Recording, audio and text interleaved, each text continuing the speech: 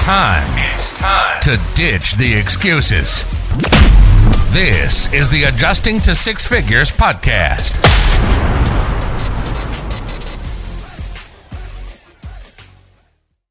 So you're selling courses for public adjusters. How long have you been in that space?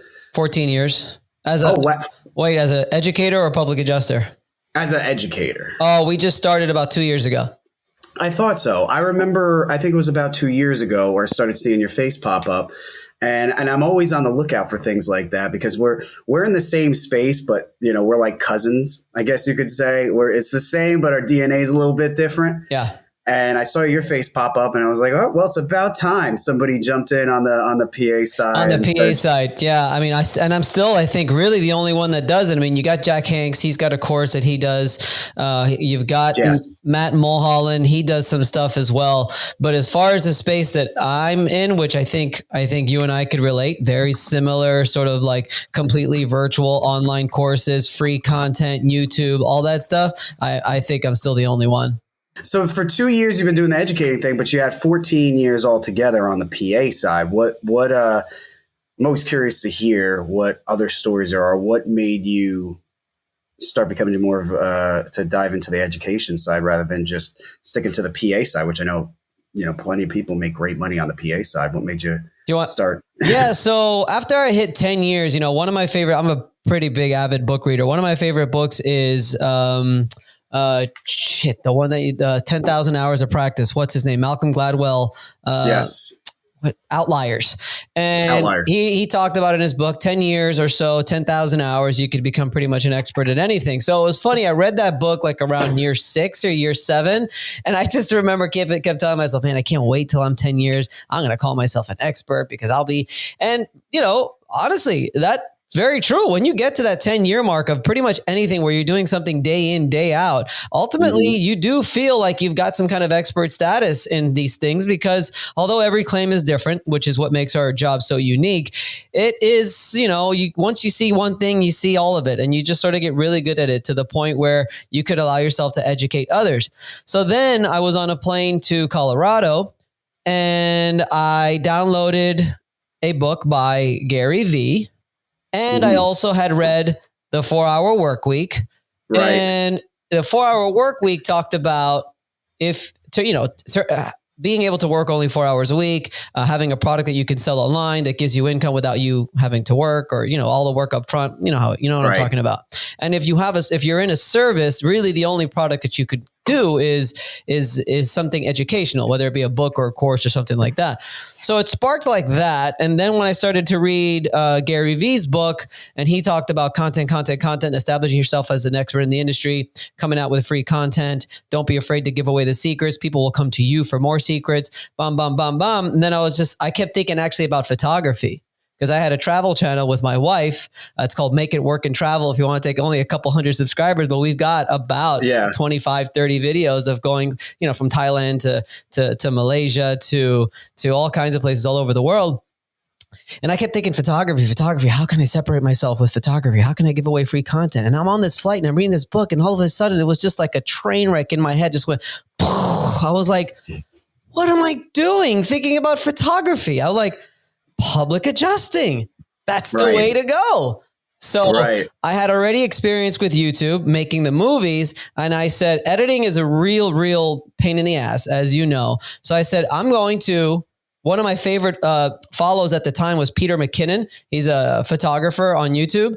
And he does a lot of edits, but he really doesn't. He's actually very raw in the way he just says everything in front of the camera. And it's really always him in his room. So I was like, I'm going to sit at my desk. I'm going to set the camera up and I'm going to just make it raw and unedited for 2 reasons. Number one reason, raw and unedited. I think people appreciate that more where there's no cuts, where you don't know what's happening in between the cuts. Number 2, I didn't feel like editing. I'm too busy still signing claims. To this day, I'm still working claims. So I'm like, I'm just going to go for it. And one after the other, I was going to do it 3 times a week was the goal to have the show. But obviously that's just very intense. So I broke it down just every Wednesday, and it's Content Wednesday, and every Wednesday is a new video. And 2 years later, I think it's 2 years. If we go back to the oldest video, it's about 2 years or so. We have not missed a Wednesday since. That's amazing. It's interesting to hear how similar our stories were coming up between Outliers 4-hour work week. I still have stolen bits and pieces out of the 4-hour work week and use it on my own. There's so much of that book that's a great book. If everybody's listening to this, you should definitely check it out. VAs, virtual assistants. That actually, yes, that was a very good point. Yeah. My company we have VAs in Serbia, Vietnam, India, the Philippines, Wyoming, and Louisiana. Wyoming and Louisiana, threw those in. It's true. But that's absolutely right. That was the first time that I really had heard about outsourcing a virtual assistant. And I immediately, I think before I even finished the book, started looking for ways that I can find a virtual assistant, and just started figuring out what I could do, what tasks I had throughout the day, which at that point, I believe when I read that book, that was before I started at Just University or any of that. This was years ago. I started figuring out what can I outsource? How can I get closer to that 4-hour work week? And one thing that I had a virtual assistant start doing my scheduling for me. Just take all the appointments and put that, aspect of the job to somebody else. Because just like, as I'm sure, as a public adjuster, you don't technically, when you really break it down, you don't get paid off setting up appointments. That's not where you're actually making the money. It's a necessary step, but it's not the part it's not your product itself. So if you can pass that off to someone who's willing to do it for $15 an hour, $10 an hour, any amount that's less than what $5 an hour, any amount really that's less than what you would typically earn per hour, you're making money off of that contract. And that was something I hadn't at that point really wrapped my head around. Dan Sullivan of Strategic Coach just wrote this book pretty recently. It's called Who Not How. Okay. And he basically talks about anytime you run into any kind of idea, anything you want to implement in your business, forget just things that you don't want to do, like literally anything. Before you think of how to do it, you should be thinking of who can do it for you or who you need to speak to help you complete this task or help you complete this idea. But it's all about making sure that you're asking yourself in every question and decision you need to make, always ask yourself who, not how. That's a very good point. What was the book? Who Not How? From? It's by Dan Sullivan. Dan Sullivan is the owner of Strategic Coach. It's like a coaching program that I'm actually a part of myself. And he sent us all these books and they're pretty awesome. All right, that's a very good topic. So I guess before we go any further, because we have sort of a mixed crowd with the podcast, we do have a lot of people that are on the adjusting side, but then we have people that aren't. So I guess just so everybody's aware, maybe in your own words, could you describe, you're a public adjuster. Could you describe what a public adjuster actually is and what they do? Mm-hmm. So I like to tell people that public adjusters are really no different than any insurance adjuster. So you're an independent adjuster, correct? Right? Correct. You're an independent adjuster. I always try to explain to people there's 3 kinds of adjusters. So, I mean, this might be repetitive information for the listeners, but you have your company adjuster, which works directly for, let's say, State Farm, in-house, in a cubicle, inside. Those are the inside examiners, inside adjuster. You've got your independent adjuster who does the field work, goes out, the eyes and ears of the insurance company. And then both those are representatives of the insurance company. And then you've got your public adjuster, which basically does the same thing that the independent adjuster does. Even as far as determining coverage is what I always tell fellow public adjusters. I mean, I'm not going to sign a claim unless I'm going to make sure that in the long run, that claim is going to be paid. But we're determining coverage. We're taking photos. We're gathering documentation. We are putting a scope together. We're putting an estimate together. And then on top of that, we're providing a service to the client of basically taking care of all the claims handling process, which it gets very extensive. I like to tell people that besides the difference of the public adjuster and the IA, which is obviously the public adjuster is representing the policyholder and the IA is representing the insurance company. The other difference is that the public adjuster is actually the inside examiner and IA combined, because we have to do the field work and then also have to take that back home, follow up with the insurance company, respond to any kind of disputes, file any kind of disputes, respond through email to any kind of arguments that you have for whatever it is that they're saying. And it could be a pretty extensive job. And I always try to explain to some IAs, because there is that animosity, right, to some degree between adjusters, whether it's independents or ones that work directly with an insurance carrier, and the public adjuster, right? It's an adversarial relationship between the two. or so that's the environment behind it. But I always explain to the adjusters that are on, I guess, my side, I should just say the insurance carrier side, that we are all pretty much the same. As far as public adjusters and independent adjusters, the only real difference is that the independent has to follow a certain ever-changing rule book and who we collect our money from. Aside from that, even down to how much money we will get paid, we're all the same.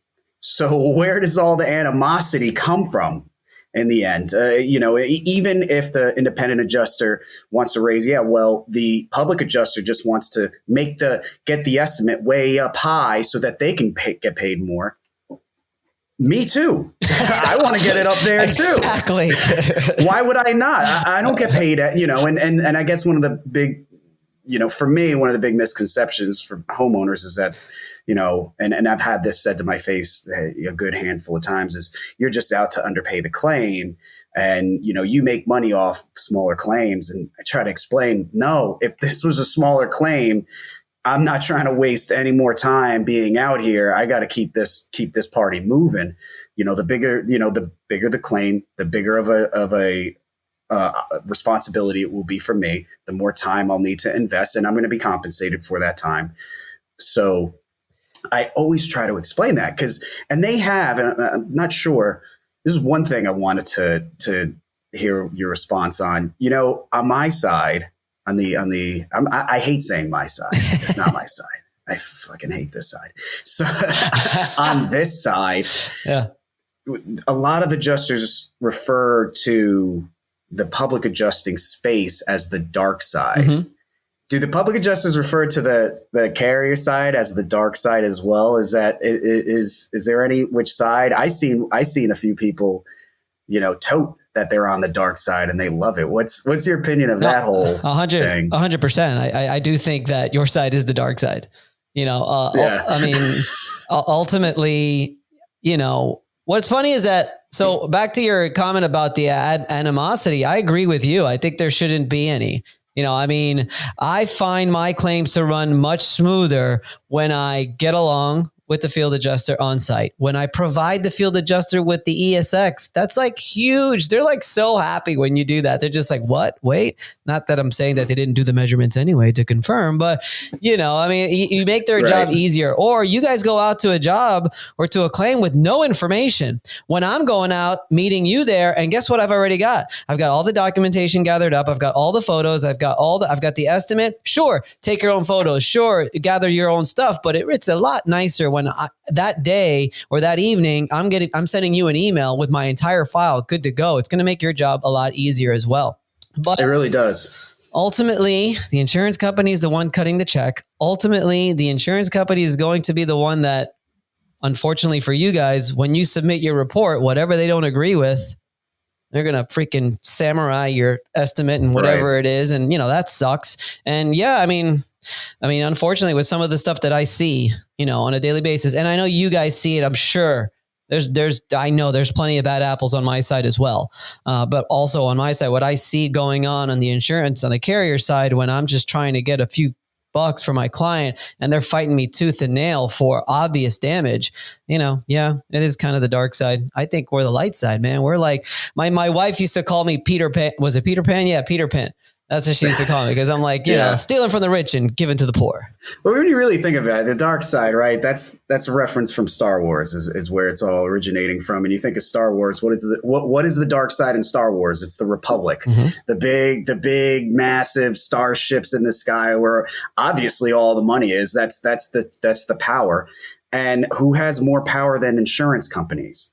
Of course, that's the Republic. Of course, this is the dark side, and who are they oppressing? In a lot of cases, it's the policyholder. And I say all that to also acknowledge that that's the side that I'm on. That's the side where most of my income is generated through. It is on that side. It is what it is. I do my best. I don't work with insurance companies that I don't have an agreement with. And I try my best, not to say that things don't happen outside of my at the insurance company, outside of my relationship with them. They certainly do. But I at least try to enforce some sort of moral standard for myself.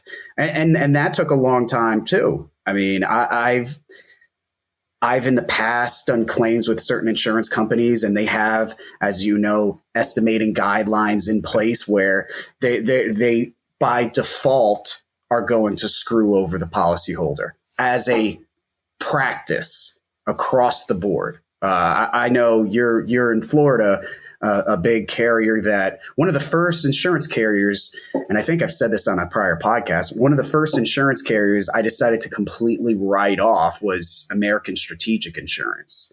They had such an outrageous set of guidelines. It should not take me less time to read the Bible than it does an estimating handbook for an insurance company. I estimate for a living. I don't need to follow all these rules. Right. And I mean, they broke things down just like Allstate. They broke things down to, you can have over half of a roof. I know Florida regulations are different, but more than half of a roof could be damaged, all spread throughout, and they'll just pay per shingle. Right. It's completely absurd. And I've had my own insurance claims as a policyholder. The last two insurance claims I've had with two completely separate insurance companies, they've been a complete fucking nightmare to deal with. And they knew I was a claims adjuster too. So you would think you would get some sort of preferential treatment because you're doing the same thing as them. But evidently that hasn't been the case for me. And it's, in my opinion, it all comes down to education, I feel like, on my side, because I can honestly say no one really involved in either of my two last insurance claims really presented any sort of elevated level of intelligence as it pertained to property damage, as it pertained to the claims process. They all seem to have just been figuring things out as they went along. And similarly, that is often my same opinion as an independent adjuster. And that's that the people that I'm working with really just don't have a very well understanding of how any of this works. They're going off a cheat sheet that was put together by their supervisor, and it hasn't been updated since 2007. And we're just kicking the can along and doing the best we can. And obviously that it's unfortunate for the policyholder, but that system works for you because we're pretty terrible. Well, people are always asking me like, oh, is this normal for them to delay? Is this normal for them to underpay? Is this normal for them to do all of these things? And I tell them, well, frankly, I wouldn't have a job if it wasn't normal. I mean, Exactly. This is just what happens all the time. I commend you though, for having the, I guess the wherewithal, but also, for having the guts to negotiate and pick and choose with your carriers and who you're going to be working with, which I think that's probably something that you try to educate your audience on, which is great, because the more that you guys do that, I think the more of a change that you guys can make by doing that and demanding that, you don't get these checklists and stuff like that are from 2007, that you have the experience and the knowledge and the know-how of going out there and knowing what needs to be done in order to put this roof back together or these cabinets or whatever it is, because, I see it all the time. I'm not going to mention any names, but I've seen emails from IAs and from estimators who, do carrier work that say, look at this, look at what they're telling me to remove. Look at this, Right. what they're telling me, like this needs to be investment. Look what they're telling me to remove. And it's Right. like, and also you're getting that from somebody who's working inside hundreds of thousands of miles away in a cubicle, looking at some photos, as opposed to you who are out there on the grind, setting up that ladder, getting up at the crack of dawn, knocking out 6 inspections in one day. You know what needs to be done, not some schmuck sitting in an office looking at some photos. Right. And it's twofold on that, in my opinion, because you're dealing with two different possible faults here. When that situation happens, when an independent adjuster goes out there and they're doing the field inspection and they observe everything, it's up to that adjuster, that field adjuster, to also effectively communicate what is actually there for the next person to understand, because that next person could be 1,000 miles away and they're swamped. They need the story quick and fast. let them know what happened, and here's the estimate for it. And unfortunately, I'm not so sure on the public adjuster side, but on the independent side, most independent adjusters are not very good writers. And they have a habit of assuming that the person that's going to look at their 10 photographs and, chicken scratch report are just going to understand what they were trying to communicate and then approve their file. And instead, what does at least occasionally happen, the person who's going to review that has no fucking clue what why this person wrote an estimate the way that they did, what they're even saying the covered loss, the cause of the loss is, and then they'll hit them back with all these revisions because it's a big pile piece of shit. And then the field adjuster who has 8 inspections for that day says, fuck this, I don't have time for this, and then moves on to the next one. And then on the flip side of that, sometimes it is a good field adjuster, but the person reviewing the work is just either swamped and has no idea what they're doing or just not educated at all. And I can't even tell you how many times I've started to go back and forth with somebody like that and just trying to explain how to repair something, and that the method in which they're asking me to prepare this estimate will not actually get the work done. And the number one quote that I hear back is, that's how the carrier wants it. Yeah. And it's just, and that right there, that's the disconnect. Good. That is the disconnect. This is what the carrier wants. We're not here to apply any sort of morals. We're just here to do what we're told, and so we can pay our mortgage at the end of the month. You mentioned that's the big problem. A lot of IAs not being good writers. You mean like actual writers or like writing estimates? Like actual writers, the ability to actually put a report together. Right. I've done plenty of quality assurance work, and they're like from second grade. They look like they're from second grade or something like that. Third at best. That's crazy. Third at best. It's crazy. I mean, put it like this. I have an online school. The first course I put together was a report writing course, because if there was one thing that was across the board a problem in my industry, it was a person's ability to actually form sentences. Wow. Blew my freaking mind. And Vince, nobody bought it. Nobody, even to this day, nobody buys it. I got to package it with a bunch of other things, and then nobody cares. It's just, for whatever reason, it's not important to people on my side. But meanwhile, it's one of the best ways you can actually put a report together and get it to a point where you're submitting it. Everybody knows exactly what happened. Nobody has any more questions, and you can move on to the next one.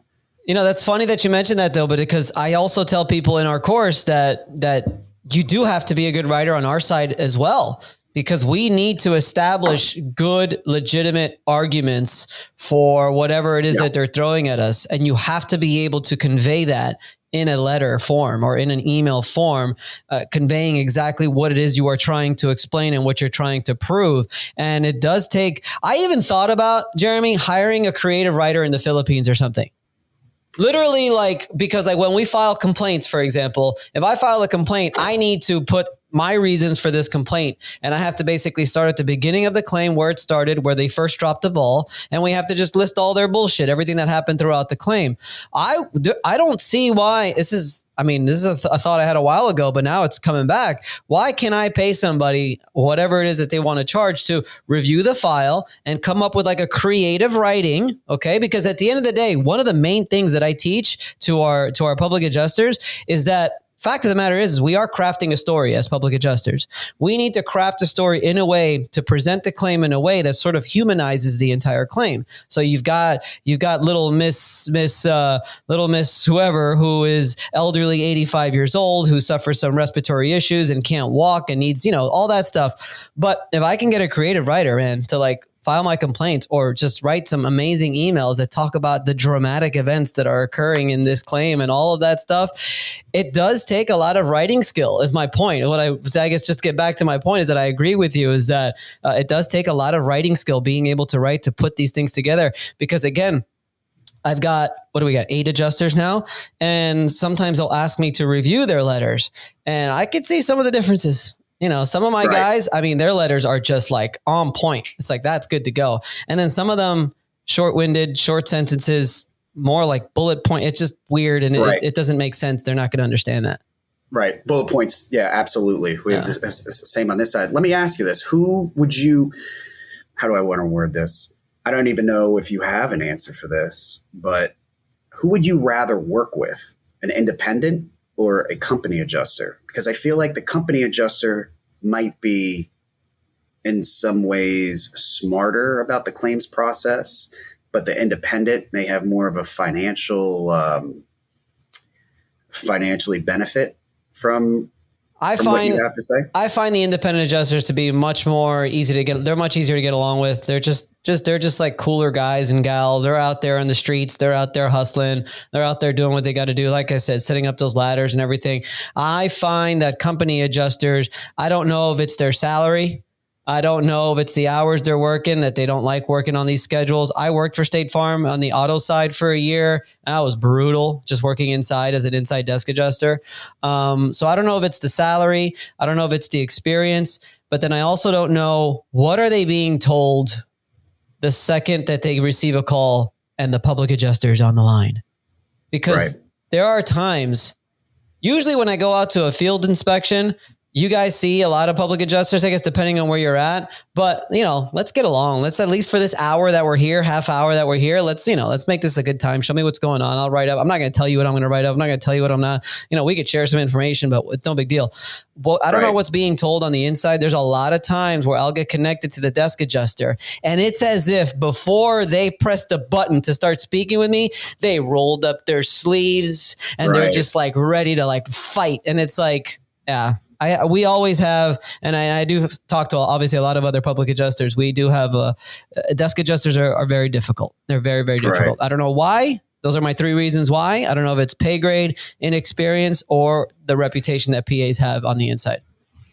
I really think it could be a combination. Yeah. The salary, absolutely. Yeah. I did at the beginning of COVID. I took a job as an inside, not an inside adjuster, I guess. I was doing property, but I took a job with an insurance company because I was doing an online Xactimate course, and somebody in there, started sending me messages and said that, I could get hooked up with a job at this insurance company and it's be doing the same thing I'm doing anyway. And it's super easy. So I figured, yeah, why not? It was $75,000. And he said, you probably do a couple dozen claims. And I was doing the math in my head. COVID was just starting. And I thought, you know what, I'll lock down 75, and just, it seemed easy enough. It would throw a few hours worth of work at it every week. And for the first short while, it was really easy. But then next thing I knew, I was devoting 60 freaking hours. I started going over 40 hours of my work week to make this $75,000. Thankfully, that wasn't my only source of income. And once it started to turn into that, I was smart enough to say, goodbye, we're done.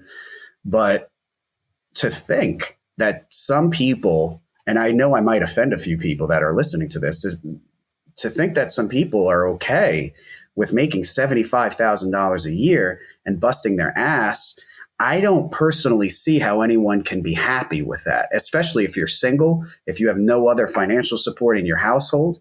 $75,000 a year does not solve a whole lot of problems in the end. And if you are sacrificing most of your week to chase after that, yeah, it's going to be miserable. You're not going to want to really give that good of customer service. You're going to be looking for a fight because that might be the most interesting part of your day.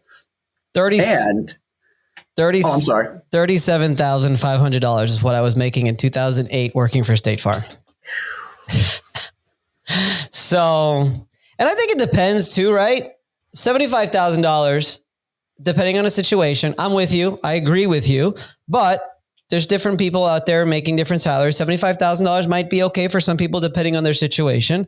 The other thing that I think is very important is the atmosphere that you're working in as well, right? If you're getting paid $75,000 or $37,500, and they're working you like a mule, and they're giving you this schedule where you have to clock in at this time, and you have to be on the phones at this time, and you have to take a 15-minute break at this time, and you have to go to lunch at that time.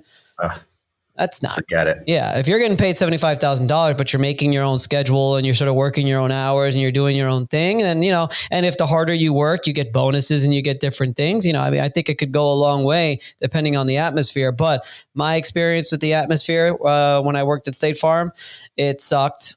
And from what I hear it's pretty brutal. Yeah. State Farm, Allstate, you know, they're some of the biggest writers, you know, especially State Farm, the biggest writer for property policies, I'm pretty sure by a few miles. Man, they're not the easiest to work with on my side. They're tough on my side. They're tough. They make our lives very difficult. What do you think the number one thing that's wrong? If you had to put one thing, what's the one thing that's wrong with at least property insurance? You have any idea? Underpayments, deny, delay, defend, like it's all the time, you know. And then it's weird how every January I have the slowest month, but every February, March, and April is my busiest months. Most revenue comes in, and I'm always wondering like why that is. Claims are claims. You know, we do water damage claims, we do storm claims, but we do a lot of water damage claims where it doesn't matter what time of the year it is. People are always like, "Oh, hurricane season's your busiest time of year." Not really. You know, throughout the year, there's always going to be claims. So I'm always wondering what are some of the tactics that are going on behind the scenes that I don't know about. You know, how much does an influence of end of the year have to do and taxes on their claim payouts? I always wonder what kind of bonuses are they giving agents to sell certain policies? Because we always run into some really, really shitty policies, Jeremy, all the time. Yeah. It's ridiculous. What kind of auditing are they doing in regards to, okay, so how much did we pay out in claims this year? How much did we receive in premiums this year? And that sort of all that stuff, it sort of dictates the way they ultimately pay on a single claim, you know, and it's just a weird thing. I just wish they would just pay what they owe. And I think they would save a lot of money that way, in my opinion, because luckily I live in a state where we do have attorney fees and cost statutes, which means if they get past my line of defense after I present all of my arguments, I could just sue the shit out of them. Right. And they have to pay for their attorney fees and costs and for the policyholder's attorney fees and costs as well. Yeah. On top of the claim. What's the worst experience you've had on your side after 14 years? Is there any like standout experiences you had where it was just mind blowing? Yeah. One of them I remember Shirley. I won't say the last name, but old Shirley. She's actually passed away since, and she's elder. She was an elderly woman, and she basically walked into about 3 feet of water in her house. And by the time I got there, she had been denied. Just by the time I got there, and there was mold going up the room. And what they said was that her house was vacant. And that's the reason why it wasn't covered under the policy. Well, the story was, and I sat her down, I went through everything. I just drilled her with questions. I'm like, why are they saying it's vacant? Well, the story was that she had gotten injured and she had to go to the hospital, and then she couldn't go back home because she was living by herself. So she was staying with her son a few miles away. And then although she was still paying her mortgage, by sheer coincidence, the mortgage company for some reason put like a one of those deadbolts or something like that on her property. So I'm like asking, all right, well, do you have proof of payment? You paid your mortgage? She's like, yeah, I do. Here it is. She's paid every single month. And I'm like, well, let me go inside the house. The house is completely furnished. I said, how often was your son going to check your mail? She's like, every other day. Would he go inside the house? She's like, of course. So they're trying to say that the house was vacant for longer than 60 days. They're trying to say that the mortgage company, that's the reason why it's vacant. They were trying to also throw in the good old, the leak, the constant and repeated seepage. They had like 4 or 5 denials. And I just responded to it. Boom, boom, boom, boom, boom. This poor lady, I mean, this house was a wreck. I mean, this house was pretty much, what do they call like a car, like a lemon? Like it was like, I mean, probably almost like a total loss here. And we went from 0 denial in a matter of 3 months. We settled her claim for like $175,000. And it's just from me taking the time to dispute it, because they didn't take the time on the front end to just do a little bit more research. Like just ask for the mortgage statements. Just do a recorded statement of her son. I was already ready to interview the neighbor to just have proof that her son was indeed going every other day, just to get more and more evidence. I mean, that's just, honestly, I got one in litigation right now, all elderly people as well, drain line claim, and there was a shower pan leak. It's an obvious shower pan leak. And they're trying to say that because of some debonding in the tile, that's the reason why the water's coming up. But the water shouldn't even be getting there to begin with, for this tile to be debonded and for this water to be coming up. But the engineer is denying it because of a debonding in the tile. But they did a shower pan test and the shower pan is leaking. But because the tile is debonded, they're saying that the grout lines just over time has corroded or whatever. And now that's why that water's coming up. But there's a shower pan leak. So it's like, sometimes it's annoying. That's right.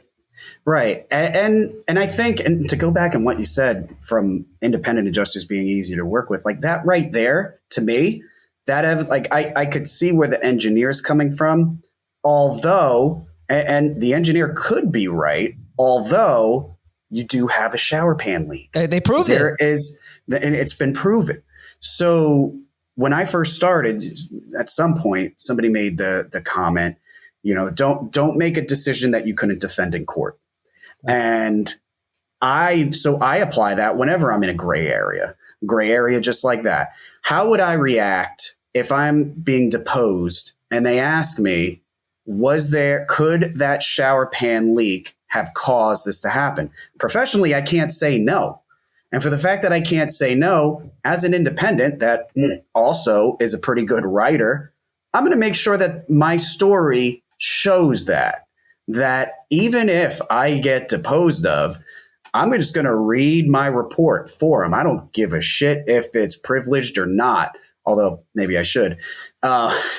But there's the answer right there. You know whose side I'm on at that point. And I just don't think that there's not enough of that to prevent situations like that from happening. Well, the beauty of the insurance policy that I always try to remind people is that it is a contract of adhesion, which means you have no choice upon signing this contract with the insurance company, but then to agree to everything that is in there. You cannot say, I don't want this exclusion. I don't want this endorsement. I don't want this things written in the policy. If that's the policy you choose, that's the policy you're stuck with. If you want to try to find a completely different policy, maybe with a different carrier, then by all means. But even that policy with that different carrier, you're going to be stuck with whatever is in that contract. The benefit to that is that it does mean that upon an insurance claim being filed, it is the burden of proof on the insurance company's side to prove without a shadow of a doubt that this claim is indeed not covered.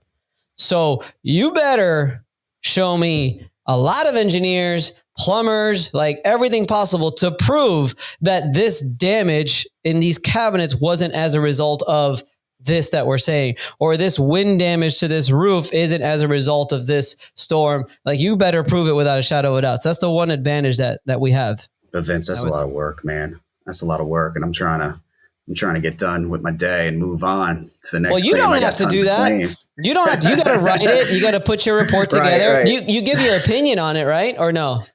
Yeah, we get. I'm just being being a grumpy claims adjuster that makes $75,000 a year. Right. That's a lot of work. But you give as long as you give I mean, again, I don't know what I never worked on that side. I got a few guys on our team that were IAs. I get a lot of messages, Jeremy, from IAs coming over. Yeah, I mean, how do you feel about that? About IAs coming over? I think it's great, but be careful what you wish for. As I tell people all the time, you could know how to write the best estimate. You could have all the best arguments. You could know how to read a policy in English, Spanish, and Chinese. If you don't have any claims to do those things, if you can't find the work, you ain't getting paid, baby. Because most 90% or more in our industry, the companies we pay commission. So you got to be a decent sales guy. And you just explained 90% of what I teach all of my students, because what I found over the years is you have all of these people who get onto the IA side because they heard about all the money. They heard you can make a whole bunch of money. So they're quitting their jobs. They're becoming independent adjusters because you can make $100,000 in a couple months or a month or wherever they got their information from. But what they don't realize is it is a business. is you're not just an estimate writer. You're not just a photo taker. You're not just an assistant to some claims adjuster at State Farm. You're a business now. And in order for that business to survive, you need to be a salesperson and you need to be a marketer. In our case, we're marketing to different claim service providers or insurance companies. That's who we're marketing to. So, I mean, you could be Xactimate level 100 certified. You've got all the HAG certifications. You got all the cool designations. But if nobody knows who you are, it doesn't fucking matter. Doesn't matter anymore. And so it's an incredible amount of similarities there. So I know you do a lot for public adjusters that are out there. You have your an adjuster university of your own for public adjusting. And this is for the public adjusters that I guess are struggling, like you're saying, with the sales and marketing. How do you help them? Well, another thing that I found that it's really hilarious to me is we've got one of our guys in Texas. He was an IA for like 14 years. I've got another guy here in Tampa. He was an IA for about 5 or 6, and they all come at me with the same issue. It's just like, I know this business, but I don't know how to look at it through a public adjuster's eyes. I'm still looking at it through an independent adjuster's eyes. And they call me on a daily basis where I have no problem to admit that they know a lot more probably than me about some of the aspects of this claims. A lot of the aspects of Xactimate. I don't write estimates on Xactimate. I used SimSol back in the day. I wrote my estimates all the time. That was very basic software. I know how to read an estimate through and through, but all those little line items and all those little codes and all those little things, I don't know about that stuff.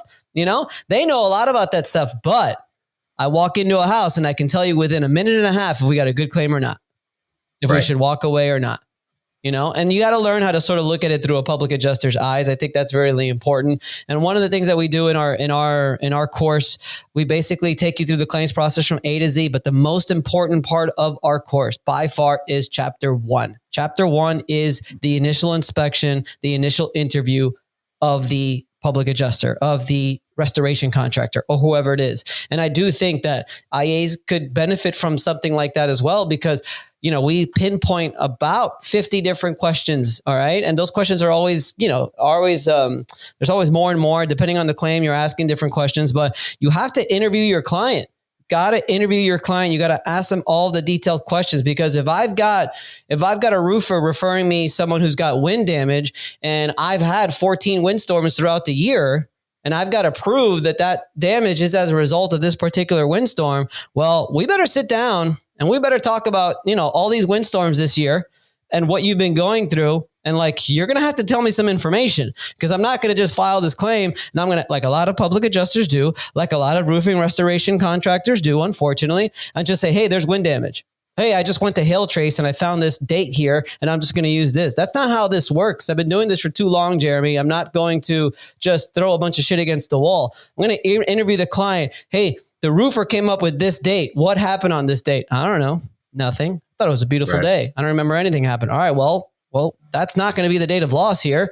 You're going to have to try to remember for me to tell me what's going on. So interviewing the client, I don't know if I answered your question. I felt like I went on a little bit of a tangent there, but I think looking at it through a public adjuster's eyes though, and interviewing the client, it's just, that's sort of it just comes from all the years of experience that I have to make sure that we're setting the claim up correctly and presenting it the way it's supposed to be. I settle more fluency, fluency when you're out there. I settle. Again, we live in a state here in Florida where you have the attorney fees and cost statute. That has created a bit of an epidemic, depending on how much work the public adjuster wants to put in, which is they'll sign the claim and they send it to litigation. Sign the claim, send it to an attorney. Not me. We settle probably without the need of any attorney, probably 80 to 90% of our claims because of the work that we put in on the front end. Let me ask you this. How do you feel? I know this is a big thing in Florida. How do you feel about roofers and AOBs? AOBs I think are good with mitigation. Actually, I love them with mitigation because I don't want to have to deal with that. So if you're going up there, you're putting up a tarp and you want to do an AOB on that tarp, that's okay. If you want to go in there, put an AOB on the dry out machines and the tear out that you're doing in regards to dry out and water mitigation, please, by all means, I don't want to have to deal with that. I've got enough to deal with the bill back. As far as I guess I guess could you explain in your own words what an AOB is? So an assignment of benefits means whatever it is, you're basically assigning the entire claim, or you're assigning whatever portion they're specifying in the actual contract. You're assigning those proceeds or the reward to that particular company. So you have to be careful if you're signing an AOB for like an entire claim. So you're a question with the roofers. I know roofers that do that. I'm not a huge fan of it. Well, because frankly, it cuts into me. I'm like, what am I? I'm going to have to represent the roofer then. And I don't think I'm even allowed to do that. Right.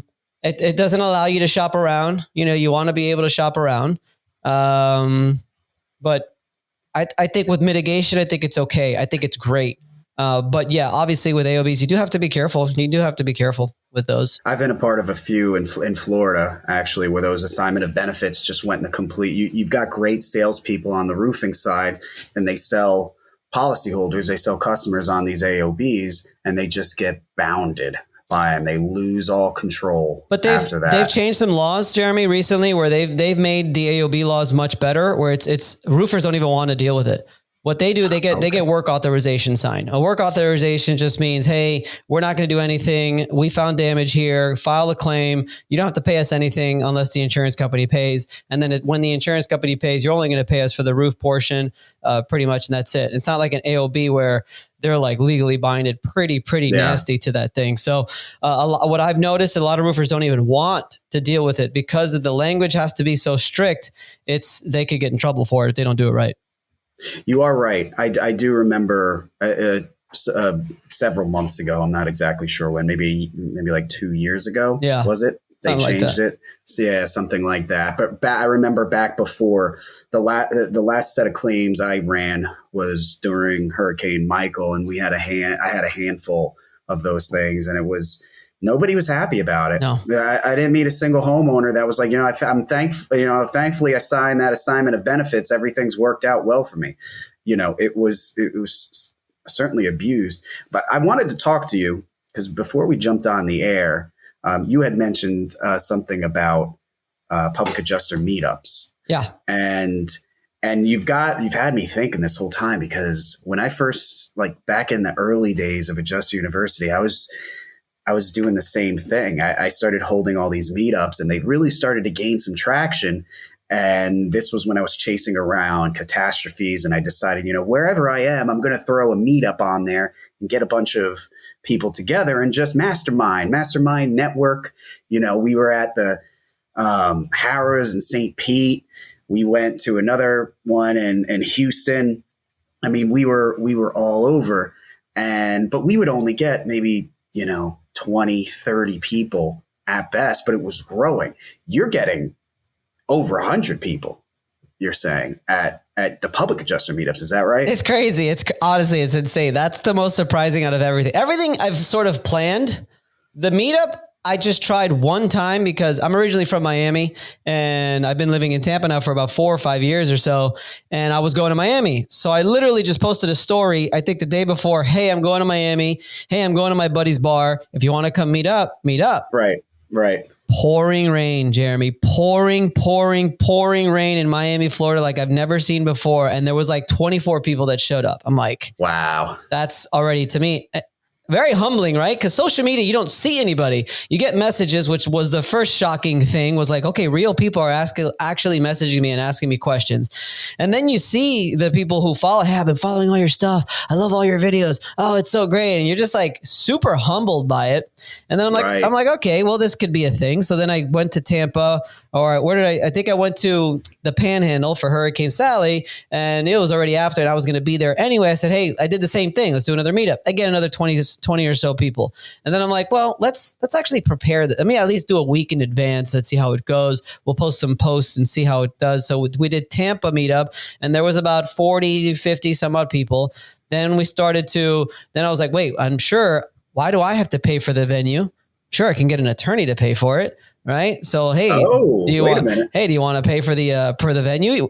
No, you don't have to pay me anything. Just pay for the venue.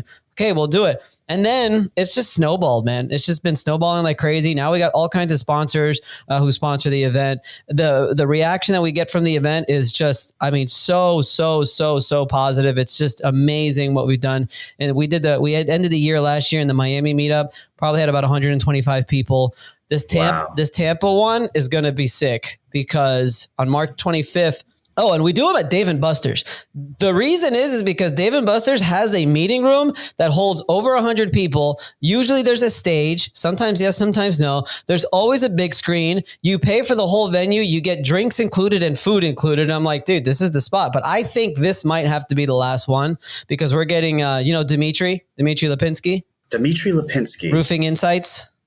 Okay, yes. Yeah, he's going to be coming out and he's got over 50,000 subscribers on YouTube and he's the influencer of the roofing industry. So I have a feeling we're going to be standing room only in there. It might even be a little uncomfortable. Oh, so real quick though, we did one in Orlando and I still hadn't figured out the Dave & Buster's thing. We did one in Orlando at a restaurant. And this was the first time that we did like a month of promotion. No sponsors yet. Just, hey, I called an attorney buddy of mine. Let's find a spot. You find the spot and we'll do it. So he found Booyah, like a restaurant, a Spanish restaurant, a little place that held, I think, just 30 people. And then thankfully it was next to another place that you just open the doors. I'm like, hey, we've got people registering. We're going to need both. So we did it to 60 people and there was over 100 people in the middle of a restaurant and it was like slammed. Like I've never seen anything like it before. And that was like the tipping point where we're just like, this is a thing. We got this thing that we need to like, it's time to take it to another level. That was a pretty cool, like people were upset. I couldn't even hear the speakers. I was all the way in the back. Why was it so crowded? And when people are getting upset because it's too crowded and it's too amazing, it's like, all right, that's a good thing. It was pretty funny. Right. If you were if somebody was a company adjuster that was just trying to get dinner that night, I'm sure they either A, became a public adjuster after that, or B, started rolling their sleeves up, man. Yeah. So we're trying to get, usually my target audience is public adjusters, but I am obviously trying to get into just the whole restoration industry. So I think with Dimitri coming out to the next one, we're going to get a decent amount of roofers. Basically, I always say it's like about 50 to 60% public adjusters, and then the remaining 40 to 50% is attorneys, contractors, water mitigation companies. And we always get at least 5 to 10 independent adjusters. Wow. Do you get any people that show up to those meetups that aren't public adjusters or adjusters whatsoever that have just been thinking about becoming a public adjuster? No, because most of the people that follow me, they're only going to like my content if they're actually in the grind a little bit. Right. Yeah. It's this a lot of ways similar with mine. It's fantastic that you're doing those things because if the public adjusting side is anything like the independent side, it's very easy to kind of fall in a hole in your local area where you don't know really anybody else. You see some names here and there, but you don't connect with anybody. And because you don't connect with anybody, you really don't know how well you're doing. You have nothing to, although it's always bad to compare yourself to somebody, but you have no one else to look at and say, how are they doing better than me? What are they doing right? What do they have that I can learn from? And that was one of the greatest things about when I held those meetups is just being able to look at two people, because just like you, we're in a space where we're teaching others. And so we often find ourselves in a position where we are the ones in charge of other people learning. But it's also so great to just be the person who created something to make somebody learn from somebody else and to see two people interacting and learning from each other. And then if you have over 100 people in a single room doing that same thing, just masterminding together, figuring out what's working, what's not working, what are they doing to grow their business? What are they doing to grow their business? And to be able to, as a collective unit, be better. That's one of the most powerful things I feel like you can do as an educator. So powerful. You hit the nail right on the head. I mean, first of all, I've learned more from doing this. I've learned more from others than people have learned from me by far. That's number one. Number two is in the beginning, when I used to do this a while ago, I was always competing against other public adjusters. I didn't want to share my secrets. I didn't want you to take more claims. I want to get those claims. As you know, the best thing about our industry is there's always going to be claims. Like there's always, no matter what, there's always going to be claims. So we shouldn't be competing. And we all know that the insurance company or the insurance companies, they're getting together and they're trying to figure shit out. There's no reason our motto is stronger together. There's no reason why we should not be getting together and sharing ideas. And I mean, I literally have built my business based on a lot of these meetups. Oh, that's a great idea. I should do that too. Or I should use that software, or I should put that in my file, or let me see some of your letters. And I get emails all the time and what's great is that because I'm helping so many people, you know how it is, it comes back where if I need assistance from another fellow veteran public adjuster, I could reach out. Hey, you mentioned the other day about some letter that you sent. You mind sending that to me? And they'll send me the letter. And it's like, all right, now I got something to go with because I shared so many letters myself. And then the last thing I would say is, we could talk to our wife and our buddies who aren't in the industry about our business till we're blue in the face. They don't give a shit. They'll listen because they're our friends and family, but it's not the same as talking to a stranger who's in the same industry, and you guys you could go off for a half an hour or an hour just because you've got that in common. It's a great feeling to be in a room where you could just talk about something that is, you really don't have other people to talk to about. Right. I always say, only take advice from people that are in a position you want to be in. Yeah. And that's whether you're a public adjuster and you want to be in a better business. If you're a public adjuster, don't take advice. I mean, it's great that you have a wife. It's great that you have a husband, but don't take advice on public adjusting from them. Take advice from them on something that they are better than you at, something in a field where they are excelling in. That's the greatest place to get advice from. Don't hire an attorney to get advice on how to fix your toilet. It's not what you do. So I 100% that you need to be in the room with people that can add value, as Gary V will tell you, that'll add value to your business. What was that book that you read from Gary V, by the way? Crush It or Crushing It. Yeah. Crushing It. Yeah. We have all the same books. We should borrow the same books from each other. I call it game changers though. I have a presentation that I give. My presentation that I give most of the time whenever I'm asked to speak or stuff like that. I talk about the elite claims process, which is just sort of having your processes in place throughout the claims process, but then also making sure that you're connecting with game changers. Game changers are people who are risk takers. Game changers are people who are hustlers and they're out there getting after it. You need to surround yourself with people like that. And that's what these meetups are all about. That's what honestly the commercial claims advocate is all about, is surrounding yourself with people who could elevate yourself and your business and just take you to a whole other level. Because not only do you need to surround yourself with people in the same industry, but also within your company as well. You need to make sure that you've got the right admins in place. You got the right marketing person in place. Like you setting up this stuff with you, I can tell you got some game changers in your company, man. Like you got your stuff. I got to pick your brain on the scheduling and stuff. You got it all like on lock on like technology wise. So my point is that, surrounding yourself with the right people, that's super important. Our scheduling is a fucking nightmare. We're trying to fix it, man. And I'll tell you what, I don't know if you knew this, but you're actually the first public adjuster I've had on. We have we're adjusting to six figures. Half of our stuff is just about claims adjusting. You're the first public adjuster we've had on. I think so. We've had Brittany Alexander, who's I love Brittany. She's great. Yeah, she's fantastic. Yep. She's gonna be sponsoring one of our. She's a social media queen, man. She knows what she's doing on there. And actually, I take that back. We did have. He does work as a public. He did get a public adjuster's license. We had who's a name in the restoration space. Andrew McCabe. He connected us. He did. He's the one that connected us. Well, I was looking for your phone number now, and we took some time to get on. I was like, so I searched your name, and I saw that, and the initial email was I don't know if he connected. He told me to connect with you, and I'm sure the first message I dropped his name. I love Andy. Andy's a man. He's great. Yeah. He's great. Smart guy. Tall dude. Yeah, isn't he a massive guy? I've never met him in person. Where do you live, Jeremy? Like, where are you now? I'm in New Jersey. Jersey. Nice. Yeah, I'm in New Jersey. Used to live closer towards you in Ocala, Florida. Spent a lot of time in Boca. And but yeah, Andy McCabe, it was one of I knew him online for a while. And I think the first time I met him was in Houston, actually. And yeah, he's like 7 feet freaking tall. Is he really that tall? That's funny. He's massive. He's freaking massive. That's hilarious. If we were out on a claim together, he was the public adjuster. I let him have whatever he wanted. I'll write for it. Sure. That's funny.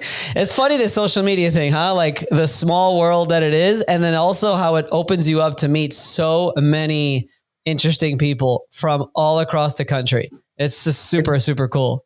It's great. It really is. And I've told people that before, that we're on the fence about going on the claim side, really anything on the insurance, well, particularly the independent side, that it's a great thing to be a part of, because it's one thing when you're an employee for some company, and I don't care if it's an insurance company or not, you're basically limited to just your area. And what's great is I could fly out to California right now in several different spots, and I know somebody that's out there that I've worked with.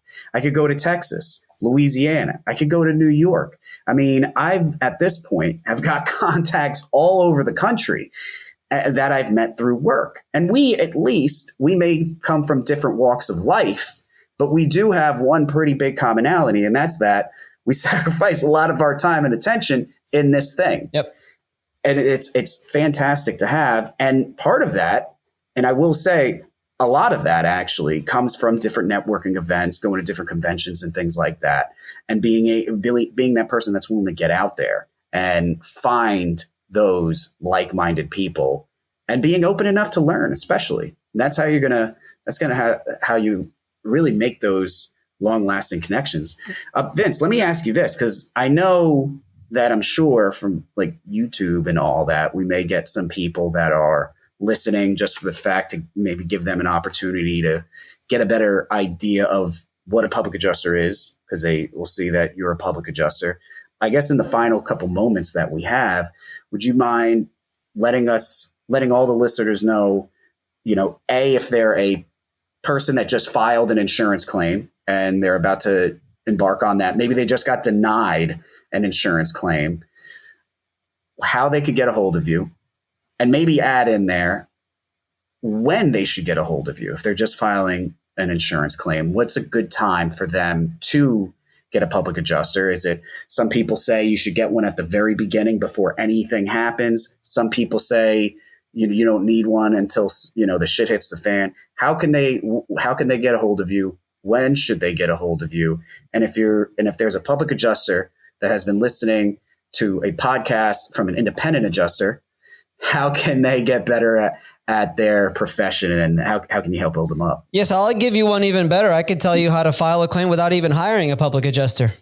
I mean, you're not needed. We are not technically needed. Okay. We're only needed because it's usually the insurance company that aren't doing their job from the beginning, or we're needed because, what else I was going to say? Anyway, let me get back to my point is, if you follow these steps throughout an insurance claim, you won't need a public adjuster. All right. So the first thing you have to do is what we do is you got to document the loss. You got to document the shit out of the loss. Take as many photos as possible. Our guys are required to take at least 100 photos, make sure that you're gathering all the documentation that you need, any repair bills, any kind of, if you're doing a storm, a roof, make sure you have any kind of bills or any repairs that you've done throughout the year.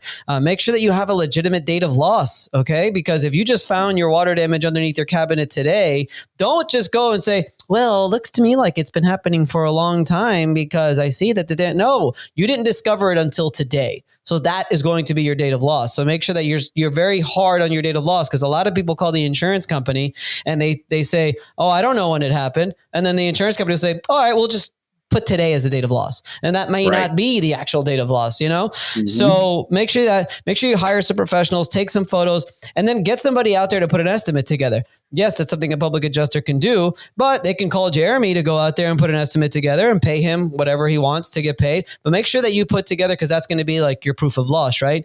I also encourage people, the most important section that is in your insurance policy, that is basically the reason why you need to hire a public adjuster, is to follow the duties after the loss. The duties after the loss are so freaking important, because if you fail on one of these duties after the loss, and usually, guys, it's going to be like on page 30 to 40 something in your insurance policy, of course, deep in there, but go to the table of contents in the beginning. It'll say duties after the loss, and go in there. Take a look at the stuff that you have to do. You have to document the loss. You have to take photos. You have to provide any repair bills. If it's a piece of equipment, make sure you keep that and show that to the insurance company. Make sure that you allow the insurance company to inspect whenever it is that they want. Don't think that that's not a threat. That's just them having to do their inspection. Make sure that you provide them with an estimate. If they send you a document called a proof of loss, fill it out. Don't worry about it. Fill it out and get it through them before 60 days or else it could screw you up. It's all listed in there. Make sure you follow that. And if you follow that, well, you're not going to need a public adjuster. But of course, obviously, I'm not going to use TurboTax. I'm going to hire an accountant. I'm not going to cut my own hair because it's not going to come out as good as if I go to a barber. So that's the reason why public adjusters are around. And if you're asking me when is the best time to get a public adjuster involved, I'm not just saying this because I'm just saying it because I'm a public adjuster. You could see I haven't even gotten to the dispute process. Right. Public adjusters are important from the very beginning. And it's another reason why I never understood I've never adversary with independent adjusters, but I don't think we should ever be adversarial because I'm almost helping you do your job. If you and I, okay, you won't admit this, but if you and I have been to 10 claims together and you know that I put an accurate file together, come on, between you and me, again, you don't have to admit it because I know you won't. I could just you could just use my fucking file. Here it is. I already know this guy's legit. I already know this guy's got good. And that's what we do. I send licensed and certified professional estimators out to all of my claims. I don't do my own estimates anymore. I have them take a crazy amount of photos. And sometimes I still do, obviously I've got other guys under me now. But we put everything together in such a way where I go to the IA and I'm just like, here you go, bro. Boom. Everything you need right here, and, we make our lives easier by documenting the crap out of the claim. Did I answer your question? I think you did. I just want to say this, Vince, one of the biggest enjoyments that I have where I feel like let's talk about winning one over. A lot of adjusters, a lot of independents, especially I'm going to say on the staff side, the actual ones that actually work for the carrier, they think, when you think of winning one over, getting one over on the public adjuster, it's because the public adjuster asked for one thing and you got it approved for so much less. You know what I fucking love? Every now and then I get the opportunity when a public adjuster sends me their estimate ahead of time and they don't send it to the carrier. And I already, because I'm the fastest gun in the West, I already put my estimate together. Then I have to call them because I don't want an email and say, hey, do me a favor. Don't send that to the carrier. Just wait for my estimate. Mine's more. I don't want to say, because then I think at a certain point, that public adjuster is going to sit there and be like, fuck. Yeah. I messed this one up, huh? Yeah. It happens. It happens. It definitely happens. I love it. I feel like that gives me good public adjuster karma right there. I think it does. I think there should be open communication with us because ultimately, I try to remind the company inside examiners, ultimately we should have one common interest. And that common interest needs to be the policyholder.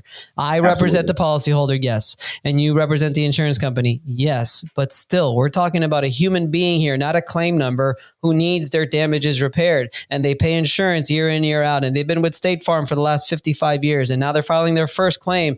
And they've got this damage here. We're not inventing this damage. This damage is there. Oh, but that's what the policy says. It's like, no, instead of trying to find a way to find the language in the policy that excludes that coverage, why don't we try to find a way to find the language in the policy that actually includes that coverage? Right.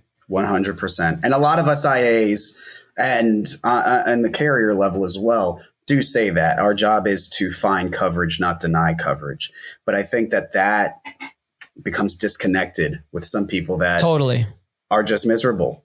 They just don't care. Their MO is they're looking for a denial. They're trying to find, my MO is to try to, part of my initial interview process, I'm going through the common exclusions in my head and I'm trying to present this in a way that defeats all of those exclusions. You know what I'm saying? I'm already coming up with my arguments. Well, this damage looks old. Okay, they're going to try to deny it based on long-term repeated seepage. Well, when did you see the damage? Where's this damage located? Is it behind a wall? Is it behind a shower? Is it whatever? They could not have noticed it. So whether it's been happening so I'm thinking of all these things. I'm already thinking of the exclusions and I'm already coming up with my arguments on site and then interviewing the policyholder as a devil's advocate, I do that all the time. They get mad at me sometimes. Well, what are you, like a cop? Why are you asking me all these questions? I said, because I need to ask, I need you to tell me everything first.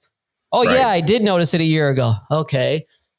All right. Well, what did you do a year ago? Did you call somebody? Did you call a roofer? You did? Oh, okay. Awesome. All right. So you did that. All right. What happened when you called? So, I tell me everything, because if you tell the carrier, yeah, I noticed it a year ago, they're not going to ask that follow-up question. Right. They're not going to ask, well, did you call a roofer? Did you call? Most aren't, because it's just, I don't think that's the thing that my guys are always calling me about is, not you in particular, but I just think the carrier side, there's not really wired that way, where it's just like, oh, it happened a year ago. Oh, well, that's it. It's been happening for a long time. Done. I'm going to ask the follow-up question to help it fit my narrative in a way to get the claim covered. Right. You have to build a full story on that. And you can't expect the policyholder to understand that. Oh. That could be their very first claim ever. Not yours. Mm-hmm. You're well versed in it. So it's important, to get that information to put together a whole story. One of the most frustrating things, similar to this, one of the most frustrating things that I hear from public adjusters is when they begin to describe to me what happened, tell me, explain the loss to me, and there's holes all over the story. Yeah. It's incomplete. And when I ask them to clarify on something, they say, I'm just telling you what I was told. Yeah.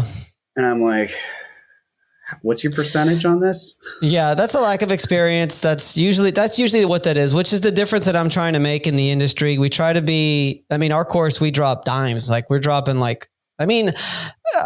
drop dimes in the YouTube show too. You got to know, you got to have your story set up. You got to have it like ready to go, so that any argument that comes your way. What's up with the independent adjusters? Once a year, I'm going to switch this on you. At least once a year, maybe twice, I almost get into a fist fight with some adjusters. Really? It doesn't fail. Maybe not a fist fight, but it's like blood pressure goes up.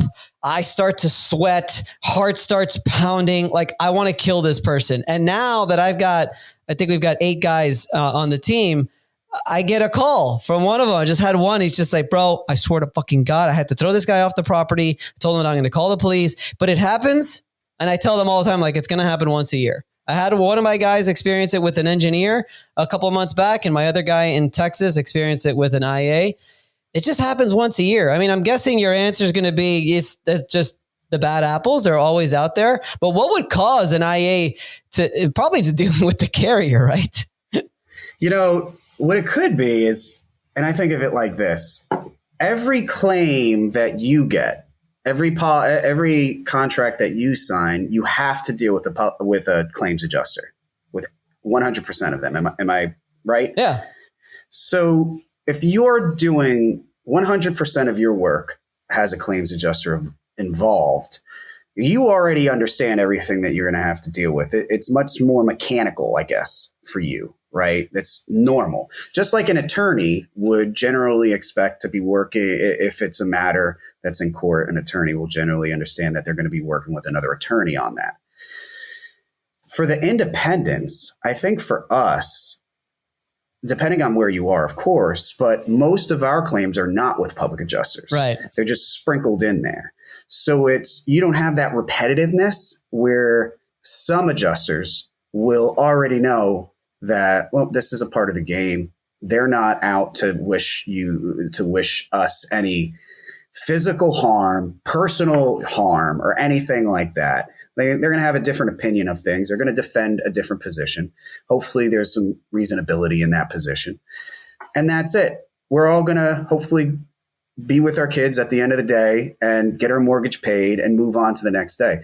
There are some adjusters that are out there that struggle to understand that. And I guess to be, I don't want to say worn down enough where they recognize that they're not used to the adversarial aspect of it. Right. Even though we try not to make it adversarial, it's 2 different positions coming together. We're coming from 2 different parts. It doesn't need to be a conflict, but we are technically, I guess by definition, adversaries. Right. Right. And it's just 99% of the time, it's fine. 99%. It's just once a year. I always say at least there's that one where it gets nasty. And you could always tell from the moment you schedule the inspection on the phone. You just know already. I know where this is going. But again, I think it has nothing to do with the independent adjuster role. I think it just has to do with the individual. I think it's trauma, right? Could be. You said you went to Michael. I did Michael too. That was fucking brutal. I don't know. Right. It was rough. That was just tough on the heartstrings, man. Like I have to deal with those claims. I mean, and you probably obviously dealt with way more than I do because we only do a fraction of the amount that you do because you're getting all these assignments. But I'm sure you were sitting on or standing on foundations with no house on them. Oh yeah. It was a mess, man. And I want to assume that you made a killing during that because it was on my side. One of the worst assignments you could possibly get is a reinspection that belonged to somebody else. And it's the worst because of two things. One, you're picking up where somebody who you don't know left off. Hopefully they left off somewhere good, but typically no. And typically no, because in general, most independent adjusters, I don't want to say most, maybe at least many, maybe most, are awful. So most likely you're picking up garbage to begin with. And even if you weren't picking up garbage, you're still trying to connect the dots and figure out what this other person was thinking. So number one, the re-inspections are bad for that reason. Number two is if it's a re-inspection and if you're an independent and you're working with the same claim service provider that the original inspection was from, then the insurance company, rightfully so, is not going to want to pay a brand new fee for that loss to be corrected. If there's a different change, if you write up a $20,000 estimate and the carrier will pay more for a $25,000 estimate, if you write up a $22,000 estimate from the original, you're not going to get paid any extra, and you did work on something. So then you need to, when as an independent, you need to spot that in the beginning and say, hey, wait a minute, before I even do anything here, FYI, I need to get paid hourly for this or something. So generally speaking, across the board, re-inspections for independent adjusters are the worst thing that we can do, unless it's Hurricane Michael and you're me. Because Hurricane Michael, man, I mean, you were there, roofs ripped off of houses. That's brutal. Every wall is destroyed. And you had independent adjusters, maybe even they were CAT adjusters, no matter what, whether they're independent or collecting a salary with some bonuses. You had people going out there, taking a 2,000 square foot house, no roof, every bit of the house is destroyed, and writing up a $50,000 estimate. And then thinking that that's it, and then moving on to the next one. And so for me, during Michael, I hung around Michael for months, only handling re-inspections. I think I made average like $70,000 a month. Easy. Just doing re-inspections. Right. And that by itself is unheard of, I feel like. How can you solve the problem of catastrophe happens, we don't have enough adjusters, let's pick up anybody off the street, train them for 48 hours and send them out into the field? How can we solve that problem? Because that is so common after a storm. That's a tough one because you got two different issues, right? You have the one issue where the insurance company has certain timelines that they legally need to follow, right? And then you have another issue where nobody is going to be that good at their job unless they're constantly doing the job. So, and if they're constantly doing, and especially if you have independents at least that can travel around and they're scattered all throughout the country, if they know their stuff, most likely than not, they're not interested in traveling. They're tired of it. They're tired of it. Yeah. They're making great money where they are. Yeah. Why leave $30,000 a month to go somewhere else and make $40,000, $50,000 a month for 2 months and then go back home? And now all of your clients found somebody else. You don't gain anything in the end. So and you're away from your family and stuff too. Exactly. There's a lot of reasons why that's not a good idea for the adjusters that are really good. And there's going to be some that do travel that are pretty good, but that's a much smaller network. Yeah. I mean, I could start selling courses like a madman right now and put 100,000 new independent adjusters in the country, but they're not all going to be working that consistently and to be that great. That's just too big of a number. It's a tough one, man. I don't know if there's an answer. And I get it. I just remember, I always think back to this one particular claim after Irma, where I met a couple. I don't know if they were brother, sister, husband and wife, where they had like Sonic cups in their hand. They were in sandals. They're like, they didn't know. They were just taking some photos while they're like sipping a sippy cup. And they're just like, hey, do you have an estimate? I said, yeah, I got an estimate. He's like, you think you could send it to me? I said, sure, I'll send it to you. And it was just, and it was like that. I mean, that was an extreme, but it was like that. Every single adjuster I met was just begging me for my ESX, like begging me, please, do you have an estimate? Please, I'll write up whatever you have, just please. I won't lie. That was me a few times, especially, I mean, there was a few cases where I would just go, it's Michael. Every loss is a large loss. And you go out there and you got 5 large losses that you're trying to get down. And then if I walked into a house, I remember one in particular, a massive house, it's already been gutted. We already got the bill for mitigation. And there was a public adjuster, might have been a restoration company actually with a AOB. And he already had the estimate in hand. He had to estimate, offer to send me the ESS, and he said, this is just for the build back right here. I said, man, fucking send it to me. Yeah. Send it to me. I'm going to look it over. I'm going to put my touches on it. Send that one back in. Let's get everybody paid and happy. Dude, my claims work out so much better by giving you guys my ESX. Every claim, for some reason, even if you guys aren't making the coverage determination, like it's like a karma thing. Anytime I give the IA my ESX, the claim gets paid. At least, 50% of my estimate or something like that, which is, that's a pretty good number. I usually too, whenever I find, and to go back to what you were saying about the fist fights, I could see how that's kind of true, because even on my side, I feel like at least once a year, I do run into even a public adjuster that I know that if I was less experienced or just a little bit less emotionally intelligent, I could see old Jeremy from 2006 just, fucking keeping it real with this dude. Yeah. And just being like, who the fuck are you talking to right now? And really turning it up. But I'm sure it works the other way too. I'm sure once a year you're going to meet 100%. An asshole. Right. Public 100%. Adjuster.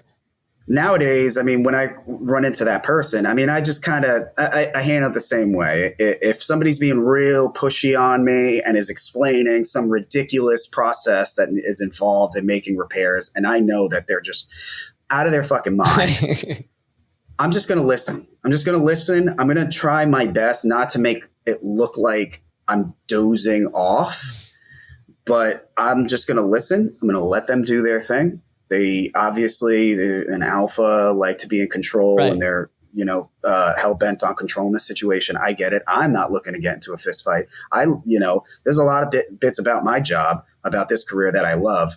Fighting with somebody inside of somebody's house, not one of them. Nope. So I'll let you do your thing because I'm getting out of here. No bruises. I've told this story. There was only one time really that I almost got into it with someone. And it was in the first year or two that I was doing this. It was a public adjuster and he was there with 2 contractors. And this was such a ridiculous inspection.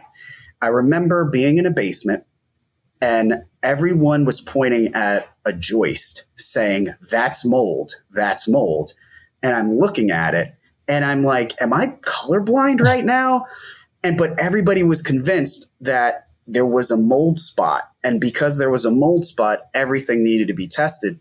And I said, I don't see anything wet.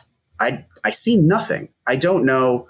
And then after 10 minutes of that, I said, let's move on.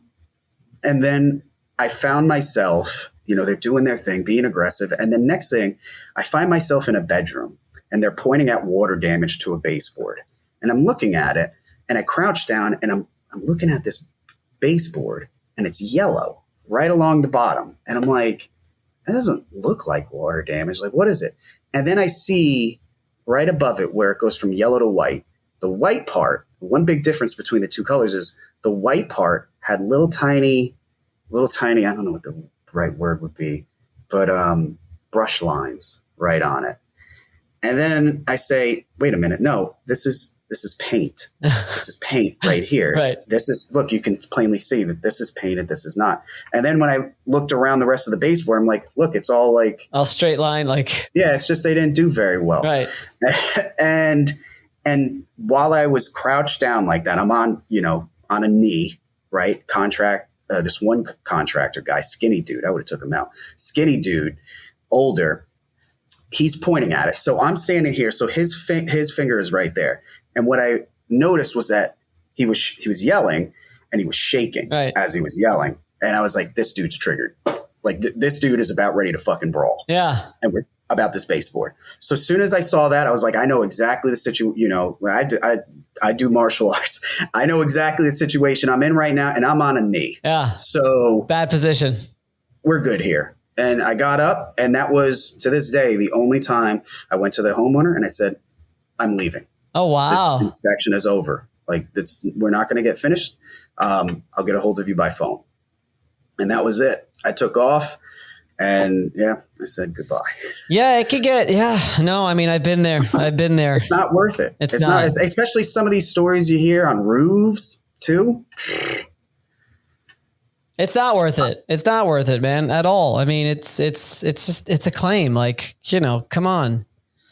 And don't claim anything. It's the other thing is that adjusters in the beginning of their career are desperate to sign as many claims as possible because we are getting paid strictly commission, and that leads to fraud, that leads to claiming shit that inside shouldn't be claimed, and so on and so forth. So I'm always encouraging. I have a video on YouTube where top 10 public adjuster mistakes, and the number one public adjuster mistake is they quit because it's so hard in the beginning to find the work. And what happens is if you're a alpha, super aggressive type of individual that at no cost you're going to succeed and blah, blah, blah, blah, blah, and you start doing shit that you probably shouldn't be doing, like just stupidity like that. It's not going to go well, but the longer you do this, the more you realize to be patient, to understand that there's going to be plenty of claims out there. Have you ever referred a public adjuster? Oh, sure. Oh, cool. Yeah. 100%. Not many times. I like, the thing with me is most of the time, if it's a claim for a few different reasons, if it's a claim I'm handling, you're getting paid.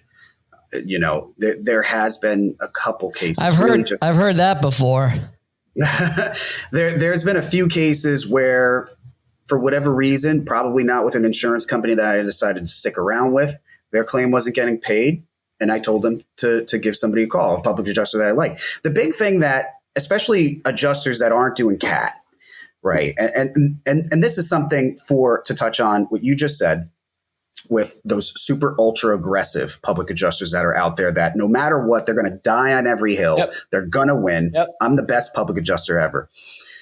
For those people and the independents that are out there that are writing checks with their own checkbook, that are the defender of the insurance company, that are not going to let anybody they're going to write up a reasonable estimate and that's it. And you expect anything more, you're not going to get anything. Listen, I don't know if you want to call this, whatever you want to call this, fraud. I don't know what it is. But here's the deal. If you're working in a general area, you can have your own opinions. If you're going with handling a claim with a public adjuster, they're going to have their opinions. If you're going to be a public adjuster and be dying every hill and be super ultra aggressive to that independent or that adjuster that's out there, guess what's probably going to happen at some point in the future? You're going to have to work with that public adjuster again. So carrying that attitude with you, that super aggressive attitude, you might think that it works, and who knows? Maybe it does work on that one particular claim. You got a guy that doesn't have very good self-confidence and doesn't want anything to do with it and lets you win over. But you're going to run into other people like me that are going to remember that shit. Oh yeah. And on the next one, I'm going to walk up and I'm not going to tolerate any of your garbage. Right. And on the flip side of that, the same thing goes for the independents. If you piss off a public adjuster, they're going to already know that this person is not somebody that I'm going to have a good time working with. So I got to have all my T's, crossed, everything. It's not worth it. It's not worth the struggle. It's not worth the carrying that negativity with you. Listen, we're all out, especially independents. We're all out for the same thing. We're all out to make money. We're all out to make sure that the policyholder's happy. Because if the policyholder's happy, they're going to be hitting you up. They're going to be hitting me up. They're going to be hitting everybody up. And we don't get paid extra for dealing with complaints. We don't, unless we're billing hourly. Well, I like what you said. It's a small world too. Like our adjusting community is a small world. Like if you're at a public adjuster in New Jersey, chances are you know that public adjuster, Jeremy, or that public adjuster knows you because you've probably seen each other at least on one. And you know that if that guy was an asshole, he's going to be an asshole on every single one. We talk here in Florida. Oh, especially now that I know all these public adjusters, I'll get, hey, what do you think about this guy? That guy, I'll just tell him that guy's an asshole. Oh, good luck with that. Right. You're not getting anywhere with that claim. Oh, that guy's actually really nice. You know, it is a small little world that we live in this on both sides. Right. And I try to make trade-offs. You know, if I go out on a claim and it's a good claim and I'm out there, you know, it's important for adjusters on my side to start off with a solid rapport. As soon as I get there, I don't look at it as if I'm the defender of anything. I'll just say to the public adjuster, what are we looking like in here? You know, is this a good one or not? And I'll get a vibe from them right off the bat. Away. However, the way that they respond, I'm already gauging their own actual personal thing. Because no matter what, you know, they're going to really highlight that this is a big one. How they answer that is very important to me. And if I get in there, if I can look to see the way that I write an estimate up, the way that I put my story together, if I'm going to be able to put together a real good estimate on this one. And if that's the case, I'm going to do my best to take care, make sure that the policyholder's happy, of course, but the public adjuster is going to be happy too, and we can be done with it. And not only that, happy enough so that on that next one that I have with the public adjuster, where they're honest with me outside and I'm, hey, what's this one looking like? How are we doing? And they're like, it's a weird one, you know, and I'll say, all right, we'll do our best on it. You know, I'll take a look at that because they already understand that I'm not that person that's just going to cut them from the legs. I'm going to do what I can. If I can't do it, I mean, it's up to you how far you want to take it. But at least you know that I'm not on team insurance, you know. No. And you know when you're about to meet a public adjuster that's going to be completely full of shit just because of the past claims that you've dealt with that public adjuster. I guarantee it. You know already. Like, oh, I know what's coming to this one. This is going to be a $500,000 estimate for a $50,000 loss. I already know. Right. I had one of the first couple years that I did this. I dealt with this public adjuster. It was the first time I ran into this guy. I only ran into him a few times. And the very first time that I ran into him, it was a mitigation already occurred, right? So everything's been gutted. When that happens, it's easy. I mean, I don't have very much to argue about. Say that again. It's easy. Because just real quick to interrupt, because it's a very difficult line that we walk on that one, because the insurance company wants you to allow the insurance company to inspect, but you know, as a public adjuster with any kind of experience, and water mitigation companies who are experts, they need to tear out immediately. It's a very fine line with that, but I do tell public adjusters and mitigation companies all the time, I said, do not be afraid to tear out. Take your photos beforehand and tear that sucker out for two reasons. You're the professional, and this is what needs to be done. Number two, to be honest, Jeremy, between you and me, I don't know if anyone is listening or still listening, but it's a lot easier for you to write up the damage if it's all gone. It's insanely easy, because the one argument that I've had more times than I can count with a public adjuster, or especially a contractor, is how far to go with water damage. You know, you have contractors that'll go in there and say, oh, well, water hit that wall, so we have to take this whole wall out all the way. And I'll say that's no, probably not. And so you have that argument, but for this particular example, it's mitigation already happened. And we're out there, we're taking measurements and photographs. They ripped out half the carpet. We already know what insurance is going to pay for. We're just writing it up the best we can at this point. And that was it. Now, this particular public adjuster, he decided to pull the move of saying that I made a whole bunch of promises while I was there. This field adjuster, he went out there, he said, these rooms were being painted, that these floors were being replaced. basically just said that I was going to write a $500,000 estimate on legitimately maybe $100,000 loss. And something like that is a tactic we use, not making it up. Not making it up. So if he actually made it up, then but that is a tactic. Oh, yeah. I will tell you that we do use. I can't believe I'm giving away this secret, but who cares? We give away secrets. We already know. It happens. I'm asking questions left and right. Well, what do you think about this? Hey, Jeremy, what do you think about this? Jeremy, don't you think that this tile should run through or whatever should be replaced? Hey, Jeremy, don't you think this wall should be painted as well? I do that. Oh, I'm a master at saying it, but not saying it. All right. Well, be careful. Then you're going to get that asshole who's going to make up a bunch of shit. Yeah.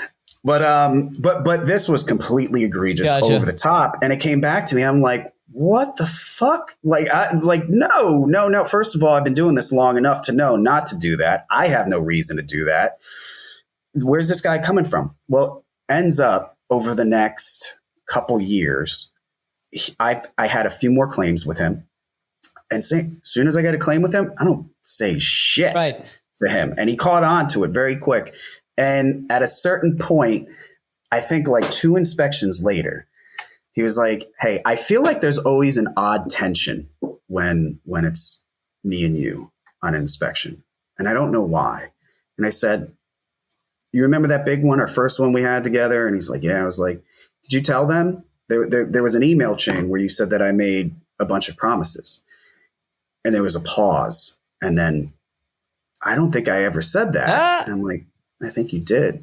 And I think that was the last time I saw him. He ended up, something happened to him. He had a heart attack, but he had already built up a poor reputation, even inside the public adjuster community, apparently, for those tactics. I had other claims with him where he was berating the intake people, the inside adjusters.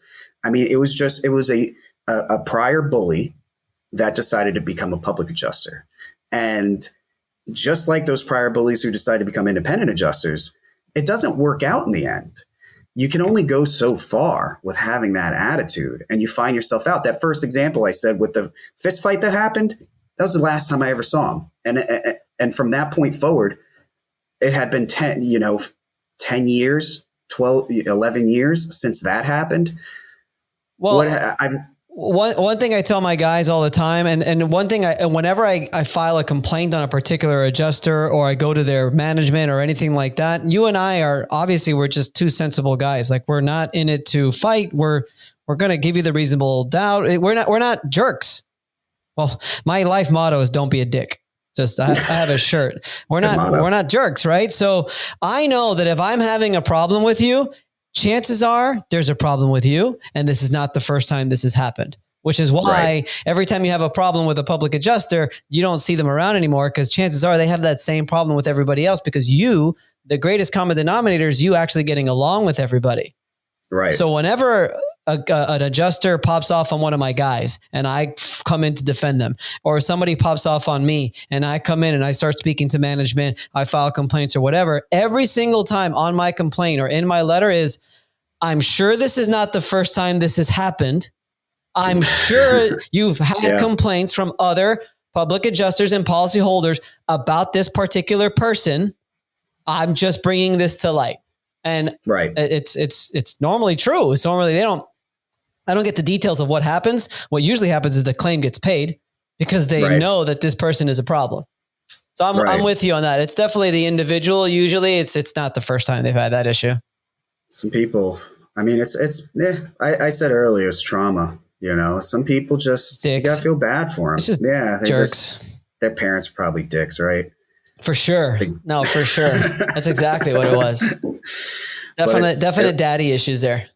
What was it like when you first started, switched over to public adjusting from after you were done? Let me ask you this. Was there a gap between you working for State Farm and becoming a public adjuster? Did you take a break in the middle?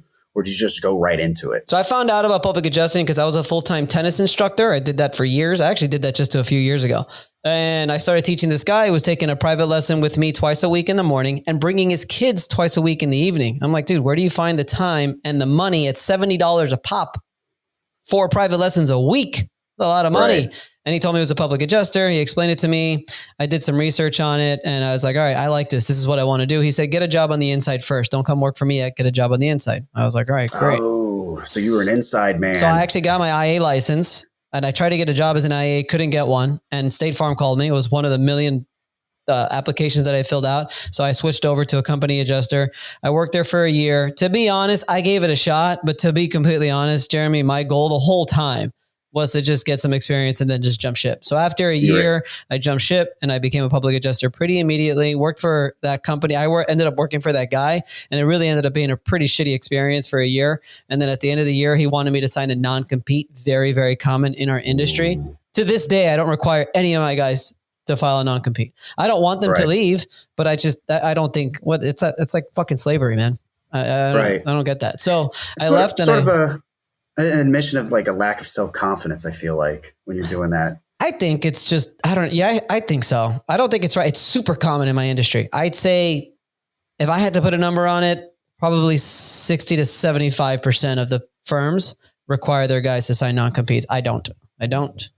I believe in providing a positive, helping atmosphere to the point where you, I guess, sort of need me in a way, because I'm going to be helping you. I'm going to provide you the admins that we have. I'm going to provide you my knowledge and experience, and I'm going to provide a good fucking time like this. Let's enjoy this job. Let's have fun. In a way, it's more of a partnership.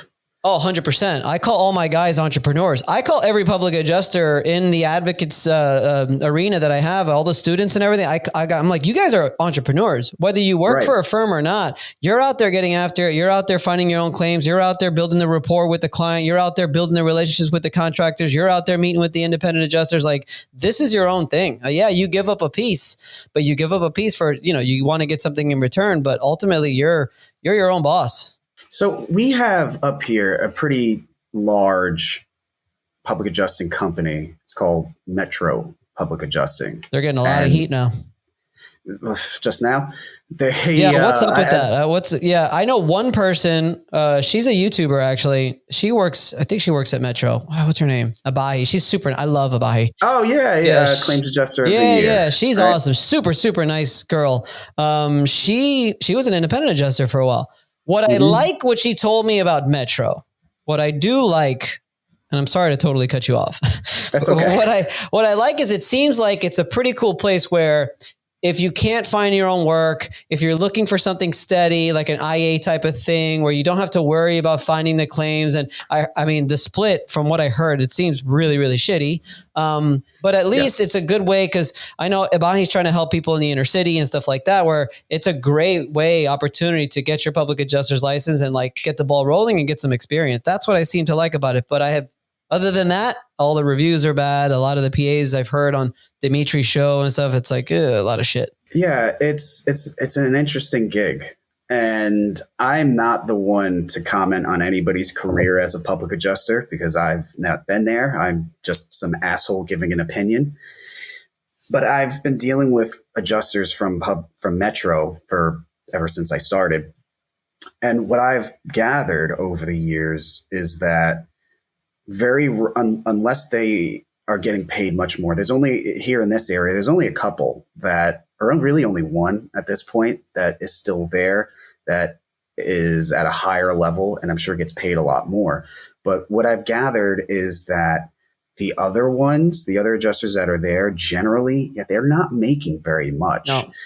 I recall running into one years ago and asking how much they made. I think it's like a 20% split or something like that, right?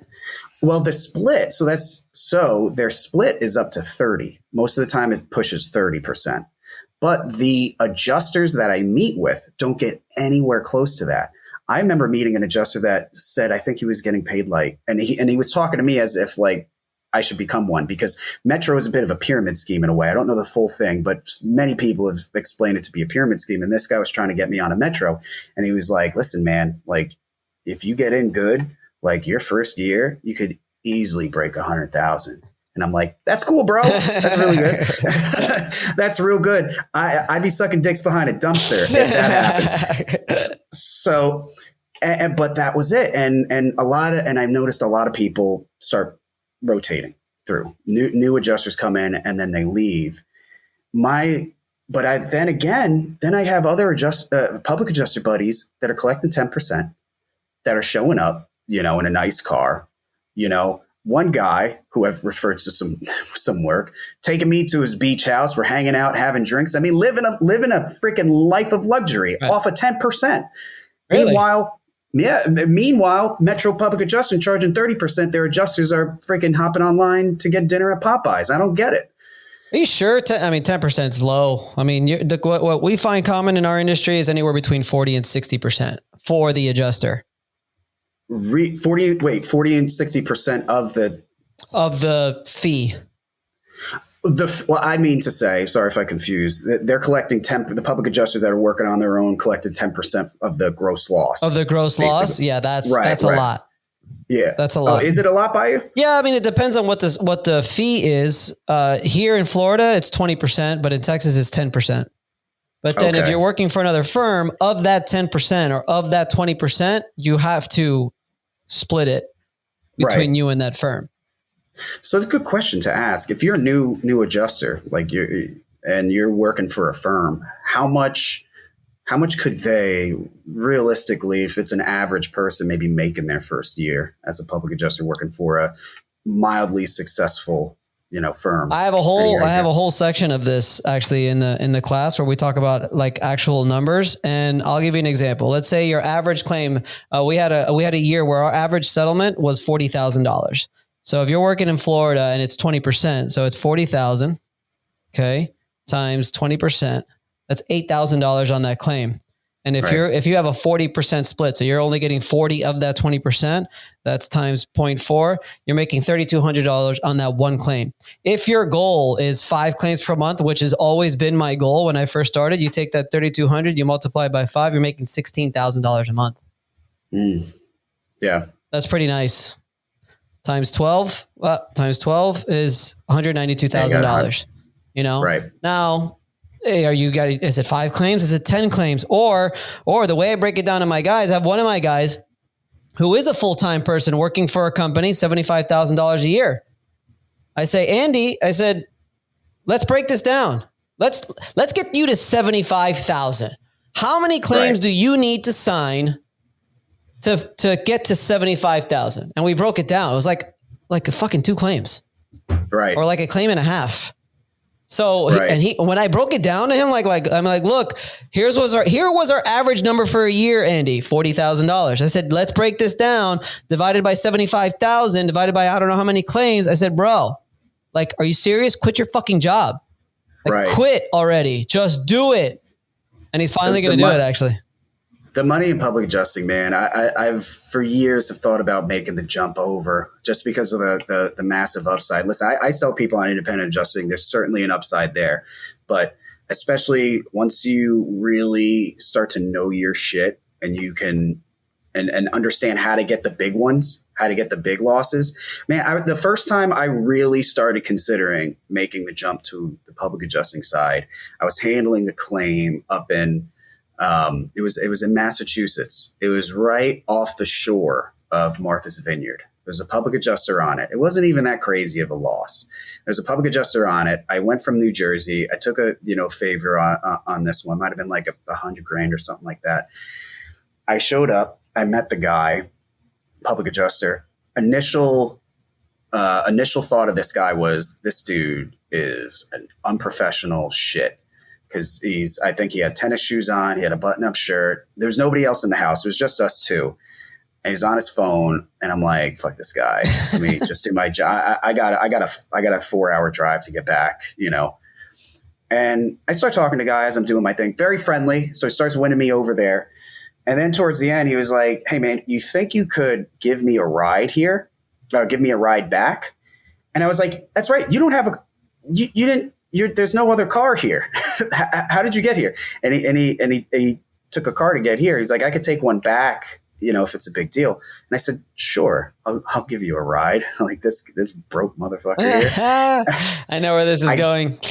I gave him a ride to the marina, and because he has a house in Martha's Vineyard, and that's where the boat goes to bring him back home. And as we showed up, there was a big like outdoor restaurant that was there. And he was like, you know what? Fuck it. I'm going to get a drink. Do you want to get a drink with me? And I'm like, no, I got to go home. I can't get a drink with you. And he's like, you sure we're going to do it? I'm like, no, I have a fucking miserable job that I have to do right now. I have 4 goddamn hours to drive home. Thank you. And he's like, all right, man, take care. And he left and just went and probably got hammered drunk while I wrote up an estimate. Yep. I spent like a solid 3 days after that thinking, what the fuck am I doing? I have a video. It's called Public Adjuster versus Independent Adjuster and the benefits, pros and cons. Literally the whole video is just pros, cons. You know, the cons with the independent adjusting is just, it's such a grind, man. It's so many claims. You have to work a lot of claims to make, you know, a really, really nice, you know, decent outcome of money, as opposed to, you could make maybe half the money being a public adjuster, but let me tell you, bro, you're going to work 10% as much. Like you're working a fraction. And if you're going to work if you were, and nobody ever does, but if a public adjuster were to put the amount of hours in that an independent adjuster does, it would be like quadruple the amount of income. Right. And I've seen those guys. Yeah. And I say guys, I think they actually all have been males. They do. There are some that do, man, and they're hustlers. They're out to make something big. You've got your large loss guys. I mean, I've never been a large loss guy. I've always, obviously, I'll take them, of course, but it's just I've never fallen into that niche. But you've got your large loss guys that, I mean, they're just doing nothing under $1 million, and they're knocking out a few of those every single month, and at 10 or 20%.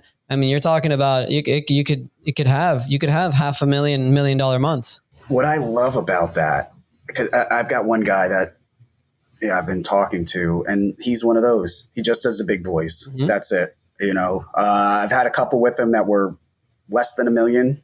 Like I think most of them I've had were 500,000 to like, you know, $1 million, somewhere in there. Total losses, stuff like that. He signs them at 10%. Mm-hmm. He and a couple of them, we had the same guy, and this is what really did it. We had a hotel, not like a fancy hotel. It was a 3-level motel sort of thing. You know, the doors over a balcony, that sort of deal, and had a little wind event, ripped up the flat roof.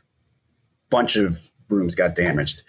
$2.5 million. We came to an agreement on it. It was for such a large loss. It was actually, there was a little bit of confusion with this electrical bid, but otherwise $2.5 million. I was actually proud of how like easy the whole experience was. $2.5 million, we settled it. And I was just thinking like, as an independent, I made a pretty penny off. I think I made like 20,000, 25,000. He made 200. Something.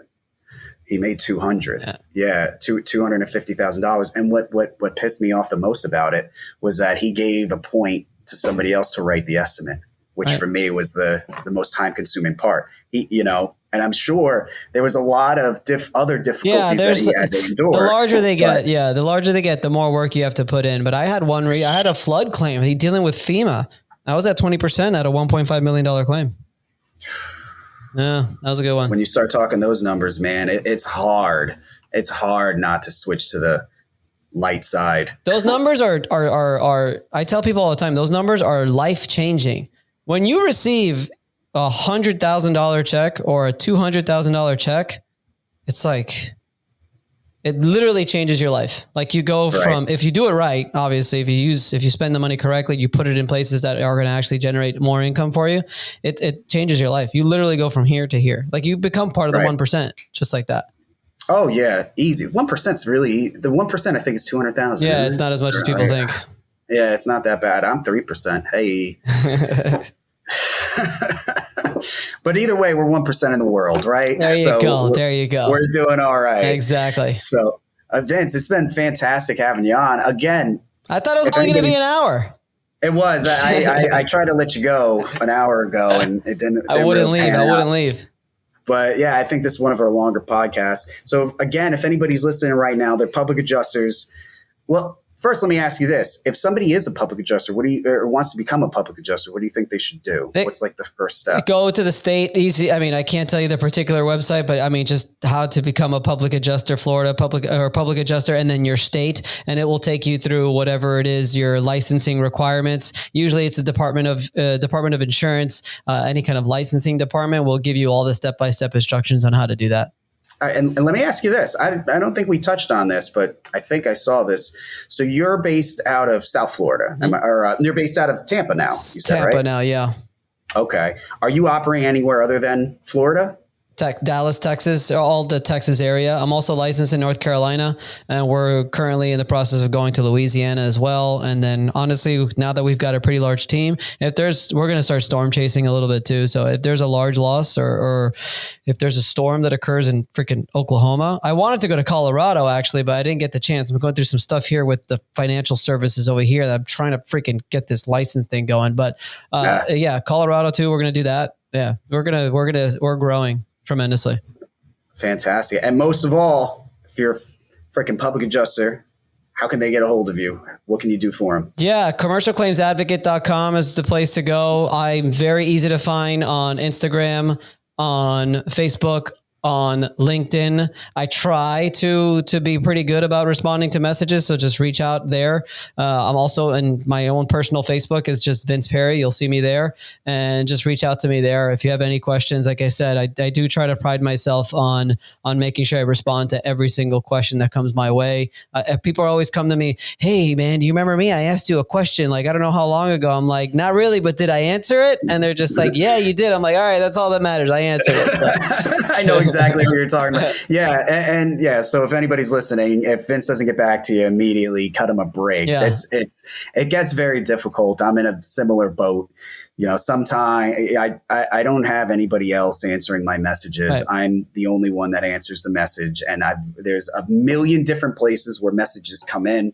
And to be quite frank, sometimes you're just not in the mood to answer some messages, and then you chip away at them. So it could be tough, guys. For sure. Vince, fantastic having you on today, buddy. Thanks, Jeremy. Might have to bring you back on again. I'll be happy to come on whenever you want. I got to get you on mine now. All right. So, yeah, I'm in. Sounds good. What is it's a Commercial Claims Advocate podcast? Claims Game Podcast is our podcast. Commercial Claims Show on YouTube is where you can catch our Content Wednesday, our weekly show. And then on commercialclaimsadvocate.com, you could find all of our courses. We have a quarterly live Zoom course that is pretty awesome. We have coming now in March, our online course that you could actually download and watch at your convenience. That's coming in March. We've got our meetups. Next one's in Tampa. And if you go on the website, you could see the calendar of when the next meetups are, which I would love for you to attend one of them, Jeremy. Maybe we'll go up to the Northeast. And what else do we do? Claims Game Podcast, courses, meetups, Commercial Claims Show. And that's about it. Sounds good, man. Check out the Claims Game Podcast, you lazy bitches. Get a hold of Vince. Vince, I'll talk to you soon, brother. All right, man. Thank you.